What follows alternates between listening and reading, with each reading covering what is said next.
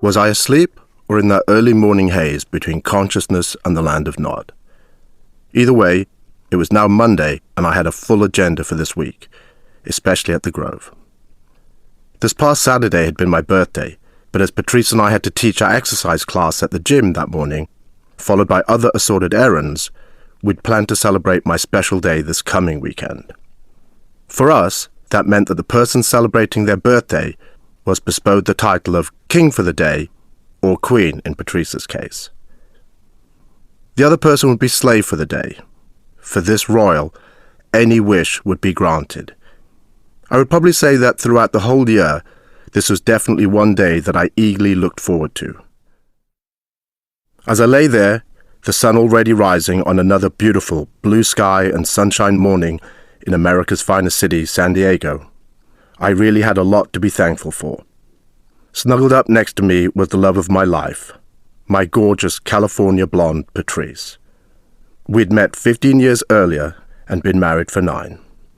I honestly would say I was absolutely married to my soulmate. We had a beautiful Cape Cod-style house that was painted yellow and set in 6.5 acres, surrounded by 600 orange trees with 360-degree ocean and mountain views of Southern California. Patrice has impeccable tastes, and the interior of this spacious house was beautifully decorated and furnished, while I had all the boys' toys in a carpeted 6-car garage. But our crowning achievement was sleeping in a room on the other side of the house, our cherubic little darling, Angelique. It took 5 years of multiple, intense, and invasive IVF treatments and over $250,000 to finally secure the result we'd battled for. She truly is our angel baby. Once born, our circumstances dictated that I was able to enjoy a lot of time with my daughter, and one special thing that we always did was spend Fridays together to give Patrice a break.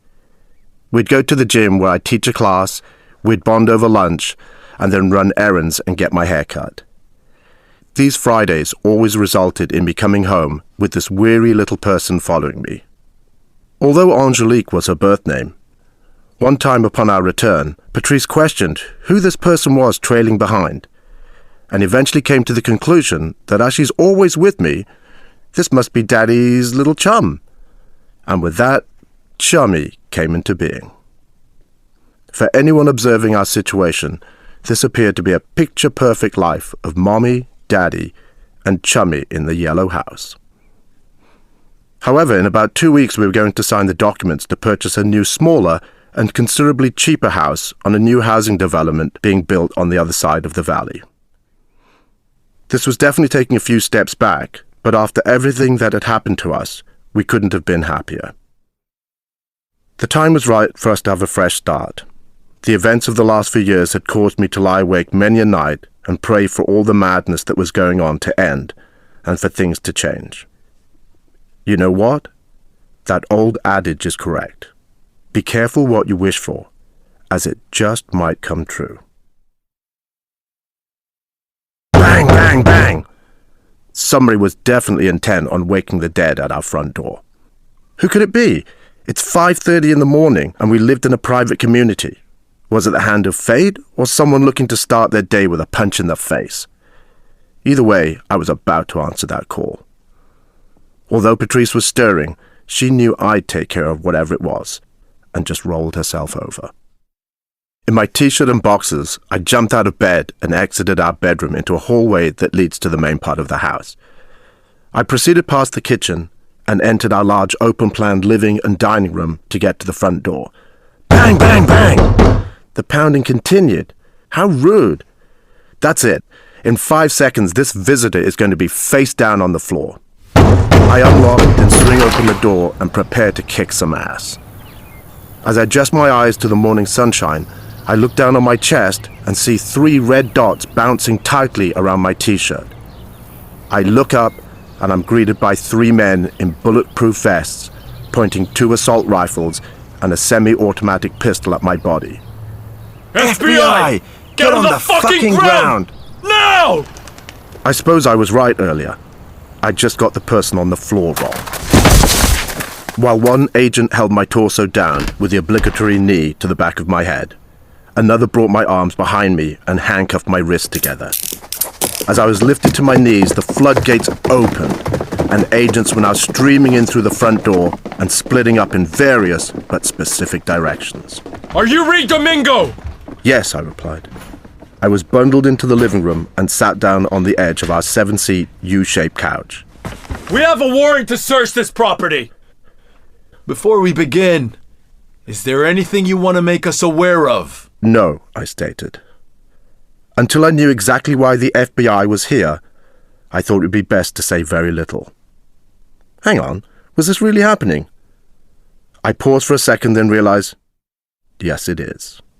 From around the corner of the other side of the house comes a handcuffed Morgan, Patrice's 19-year-old eldest son from her first marriage. Bleary-eyed and in his t-shirt and PJ bottoms, he was sat on the other end of the couch. Guarding us is a fully suited-up FBI agent in all black, standing in front of our River Rock fireplace, an MP5 submachine gun across his chest. Shouts of "Clear! Clear! Clear!" echo from various areas of the house. I look over at Morgan, who is remarkably still for someone woken up at 5 o'clock by armed FBI agents. But then again, it takes a lot to get teenagers up to speed these days. "Morgan," I say calmly, "do you know what's going on? Do you have any videos outstanding from Blockbuster?" No, I don't think so," he blurted. I gave him a smile and told him not to worry, that everything was going to be okay, and then to continue to watch all of the activity around me. Where are the guns? I'm asked by the lead FBI agent. We know you have a .45 and a 9mm. They're in the closet next to the bathroom, I respond. They're in a black case on top of the shelf. They both take off back towards the main bedroom. Damn! They know about the guns, I thought. This might not be a good thing. All of a sudden, in the corner of my peripheral vision, a small figure in a purple, one-piece fluffy ensemble, rubbing her eyes and carrying her teddy, comes tootling into the living room entrance. It's Chummy. Great job checking all the rooms, Mr. FBI agent. As Chummy's coming down 2 steps to head towards our bedroom, I instinctively jump up to greet her and get her focus. The agent by the fireplace is startled by my move, and with a shout of "Hey!" lifts his MP5 towards me. With my hands behind my back, I bend down towards Chummy and greet her with a "Hey, Chummy," and see her sweet little face light up. Agent Fireplace, realizing my little girl is in his direct line of fire, lowers his weapon and calls out to another agent, "Jackson!" As I'm bending towards Chummy, over her head, I see a female agent come flying out of my bedroom, with a pistol drawn and pointed down the corridor towards Chummy and me. We make direct eye contact, and as if by telepathy, she takes a gun and puts it behind her back and continues to walk towards Chummy and myself. Even though there is all this activity going on, Chummy's attention is solely on Daddy. As I bend down and kiss my little darling on the cheek, I explain to Chummy that Daddy has some friends over and we're sorting some stuff out. As the female agent reaches us, I tell Chummy that if she goes with this lady, she'll take her to Mommy. Chummy turns to the female agent and smiles while lifting her hand. The female agent responds with a smile, reaches out reassuringly for Chummy's hand, and I watch as my little girl is led away, teddy in one hand, while the agent holds her loaded 9mm pistol behind her back. Hey there. Come on with me and let's find your mommy. As they enter the bedroom, I stand upright, turn around, and return to my spot at the end of the couch. As I sit back down, Agent Fireplace and I lock eyes. Not a single word was said, but I knew right then that he was a father too. All around there are a total of 15 federal agents. 5 agents looking through all the drawers in the living room. 2 agents are turning on the computer in the laundry room, while others have gone into the garage to search there. Unlike in the movies, they're not pulling drawers out and tipping our belongings all over the place. Our house always looks immaculate, like something out of a magazine. This isn't some rundown hovel. They're searching thoroughly but respectfully. There's a lot of activity, but surprisingly, not that much noise. As Morgan and I sit quietly on the couch, the lead agent is having various members of his team come up and whisper in his ear. After one exchange, he comes over to me and says that they can't find the guns. I again repeat where I keep them. He tells me to go with the agent and show them specifically. I get up and walk towards our bedroom, one agent in front and one behind. As I enter the bedroom, Patrice is sitting in the middle of the bed, with Angelique on her lap, curled up safe and in her mummy's arms. The female agent and another agent are also in the bedroom. Patrice and I exchange a brief glance. Her look is completely blank, obviously in a state of shock. I pass through a set of doors that lead into our ensuite bathroom and stand at the entrance to our walk-in closet. At this point, the lead agent closes the doors connecting the bathroom to the bedroom. With their weapons drawn, I'm told to go slowly into the closet and just indicate exactly where the guns are kept. We enter, and I proceed to the section where my clothes are hanging. I nod towards a row of shirts, which when slit to the side, reveal a small, padded, hard plastic handgun case, containing both my fully loaded .45 caliber Sig Sauer and Patrice's 9mm Smith & Wesson. As the agent opens the case to remove and unload the clips from each gun, I feel the barrel of a similar semi-automatic pressing into my side, just to assure me that this would not be the time to try anything stupid. I'm led back out into the living room without saying a word to Patrice. When I sit back on the couch, Morgan is gone. He'd been taken back to his room where I assume he was being interviewed separately. An agent takes the black handgun case and goes outside to one of 5 vehicles now parked on the driveway. Even though playing host to the FBI isn't my usual routine after waking up, going to the toilet is. I ask if I may go to the restroom. As I'm led towards Chummy's bathroom, an agent enters first and quickly rifles through the drawers and cupboards to make sure that there aren't any sharp tools, scissors, or any other potential weapons available. As there's a sealed window above the shower, the bathroom door is the only way into or out of the room. "You need to take a piss?" I'm asked. "No," I respond. "I need to have a crap." Whether it's respect for a little privacy or not wanting to be a part of another man's bowel movements, the agent agreed to close the door and stand outside.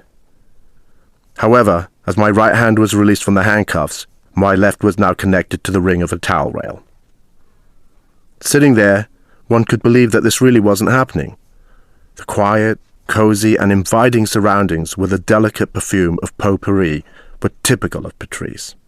It was immaculately presented. The twin sinks and surrounding tilework was spotless. The counter space was completely cleared, and the mirrors, light fittings, and chrome were sparkling. All the towels were folded just so, and every item orientated exactly where it should be. OCD, anyone? David Beckham keeps house like Catweasel compared to Patrice. Back to the business at hand. It's hard enough for me to go to the bathroom ordinarily, knowing we have a guest in our house, let alone when 15 federal agents are turning my home inside out just on the other side of a 2-inch thick door. I was definitely going to have to learn to adapt to my environment. With that bathroom break over, I was sat back on the couch. There was a hive of activity going on around me. As the search warrant was being executed, cereal, toast, and tea was being taken into the main bedroom. There was now a lot of whispering into the lead agent's ear, and they had taken various photographs out of our photo albums and put them into separate plastic bags and marked them accordingly.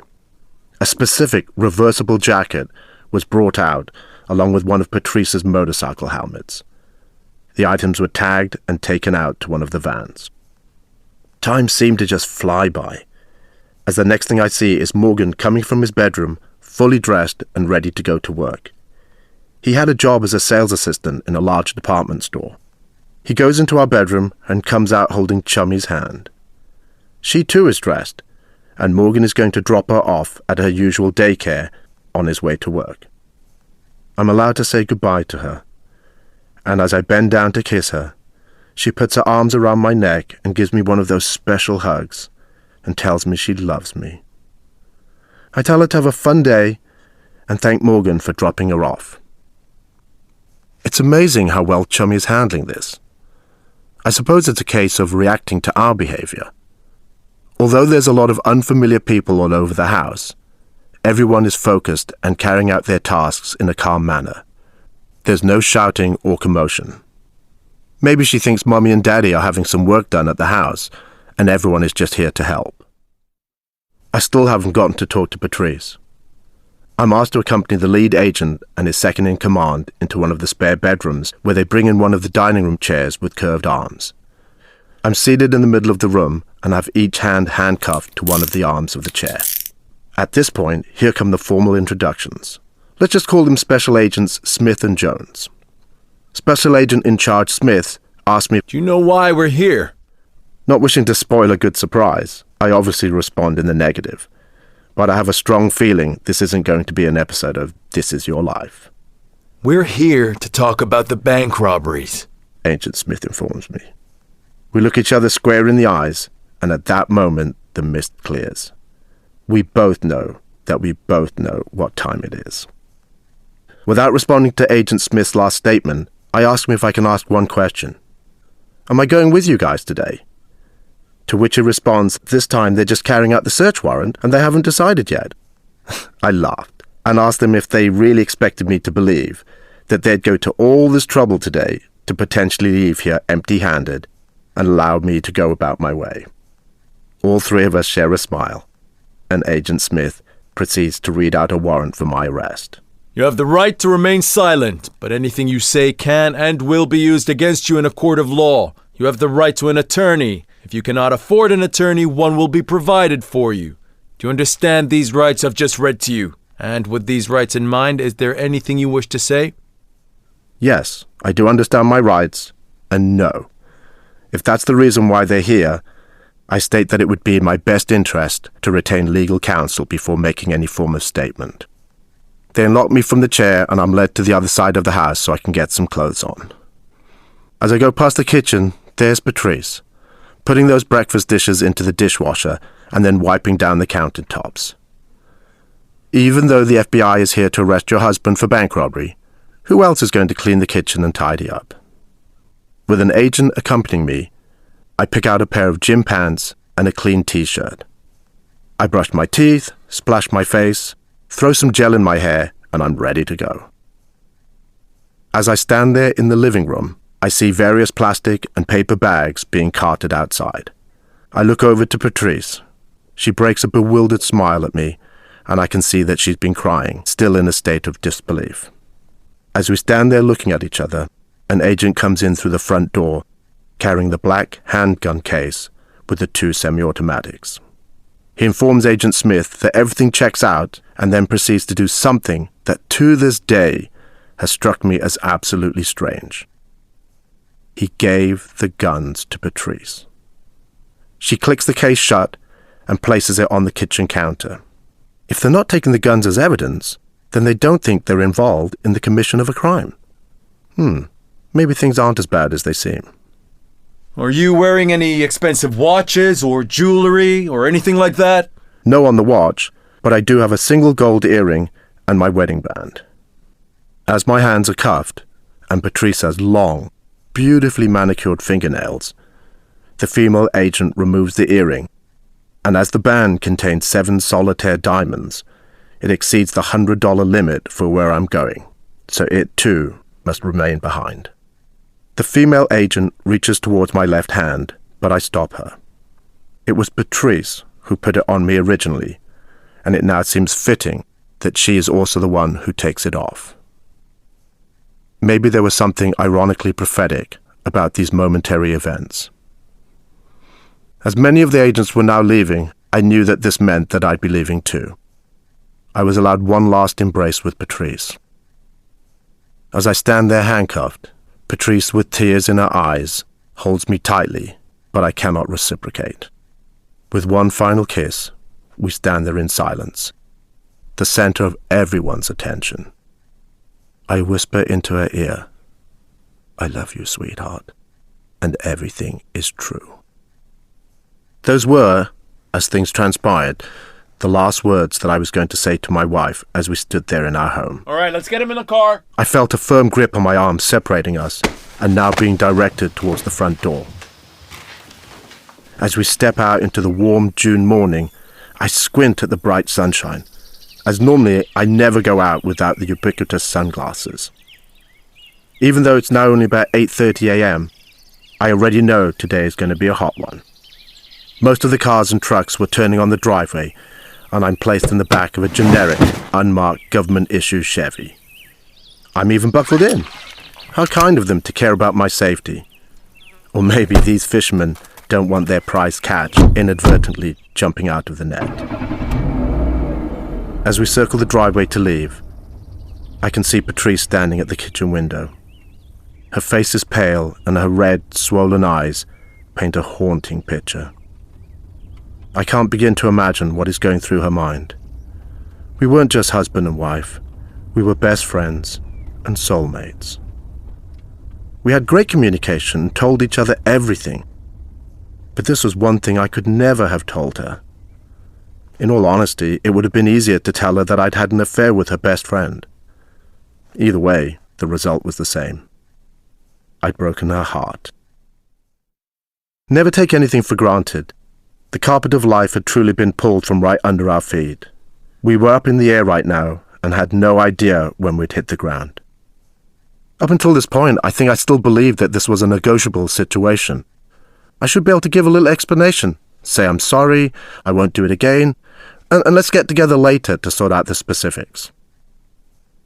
In some way, I did feel kind of relieved that this terrible secret I'd been holding inside could now be lifted from me. But in its place was put the fear of the unknown and of what would happen next. As we drove away, I had no idea that my life was never going to be the same again. The only thing I knew for sure was that we'd probably have to postpone my birthday celebrations for a little while. No, just shock, disbelief. No, you're wrong. You're wrong. No, no, that's crazy stuff. That's ridiculous. No, absolutely no. No, no, no. And when they were telling me, I was like, no, you're mistaken. You're mistaken. And when he left, right before he walked out the door, then he whispered in my ear, I did it. And I was like, what? And they walked off and they just drove away. And then I talked to his friend right away that was in the police force. And he goes, unfortunately, this is going to be huge. He goes, you got to take, your daughter and your son, and you got to flee. Got to get out of that house right away. My name is Reed Domingo, and I robbed 12 banks in San Diego, California. I didn't hurt anyone. I never wanted to. I did it all for love and to pay for the devastating debts racked up from the costs of IVF needed for my wife and I to start a family.